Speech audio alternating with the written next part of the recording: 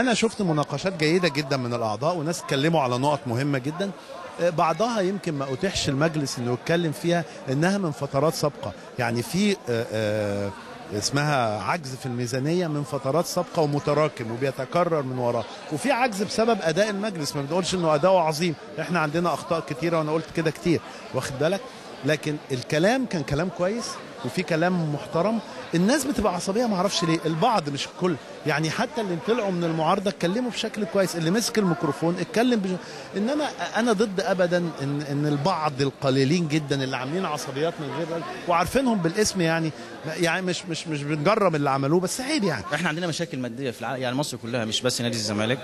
هي يعني انا لقيت الناس مش مشكلتها مش في الميزانيه، المشكله في اداره النادي لبعض الامور، وده اكيد هيتاخد في الحسبان بشكل كبير جدا. في اعتراضات واضحه كتيره، انا بتكلم بصراحه، الناس ليها اعتراضات في اداره النادي للنادي، ودي حاجه محترمه، وانا قلت لهم ان ده يعني حاجه ظاهره النهارده قوي، ولازم يبقى لينا رد فعل قوي جدا على اداره النادي جوه الحاجات الاجتماعيه. يعني الناس كلامها كله على اجتماعيات وعلى المنشات جوه النادي، هي دايما كلها ليها ريليتد للنواحي الماديه. يعني طبعا النواحي الماديه قلت جدا، يعني توقف الدوري والمواضيع الغير مستقره في مصر بشكل عام، ولكن كل الناس محترمه وافاضل، ومفيش اي يعني الحمد لله مفيش اي حصل تجاوز مثلا. الناس كلها بتتكلم في حدود المضمون وفي المتاح، وكلهم محروقين عشان نادي الزمالك، مش عشان ضد ده او ضد ده، بالعكس يعني كلهم ناس من احسن الناس اللي موجوده في النادي، يعني نتشرف بيهم. يعني انا كعضو جمعيه عموميه انا ما يهمنيش الارقام اللي بيقولوها يا جماعه، مع احترامي للمجلس، انا بحب الاستاذ ممدوح عباس ومجلس ادارته، اهلا بيهم، لكن ما حدش يقول لي الاستاذ ممدوح عباس دفع من جيبه يا جماعه 40 مليون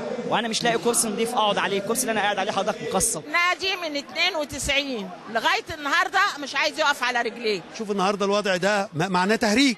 احنا النهارده ايه بنناقش ميزانيه، اما حولت اما كمل الاول بدل ما نوصل لمرحله. النهارده الميزانيه ما تصور انك انت بتوصل لارقام زي دي، في حاجات كتير لم تناقش. يعني رئيس النادي كان له مديونيه في النادي 42 مليون جنيه في الميزانيه السابقه، المره دي مش موجوده. طب عايزين نعرف هل هو تنازل عنها؟ هل هي زادت؟ هل هي قلت؟ النهارده اللي حصل في الجمعيه العموميه النهارده ده ما حصلش في اي حته. انا النهارده بلاغ للسيد الوزير العمري فاروق، الجهه الاداريه قال لك الجمعيه العموميه موافقه مين؟ انا كان الكاميرات موجوده يعني الحمد لله ان في كاميرات موجوده، والحمد لله ان في كرامات محترمه موجوده. يقول لي مين كام واحد رفع في الجمعيه العموميه قال لك انا موافق. النهارده اللي بيحصل في نادي الزمالك ده يعني اساءه للعضو. انا حزين جدا وكل الحزن على النادي واللي بيحصل فيه من تجاوزات غير معقوله، لا وتصرفات لا بيقبلها عقل ولا دين ولا منطق، وجريمه في حق الرياضه المصريه بنادي الزمالك. اعضاء مجلس الاداره عاوزين يهدوا النادي عشان اللي حصل في الجمعيه العموميه دي مهزله. مجرد ما بنناقش الميزانيه راجل جه من الجهه الاداريه وقال لك تحويل الميزانيه لجهاز مركز المحاسبات.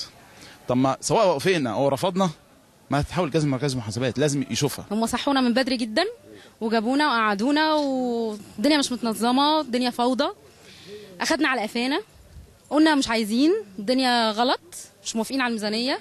طلعت ان الدنيا لا موافقين بس هنعرضها على الجهاز المركزي للمحاسبات، حاجه لطيفه جدا.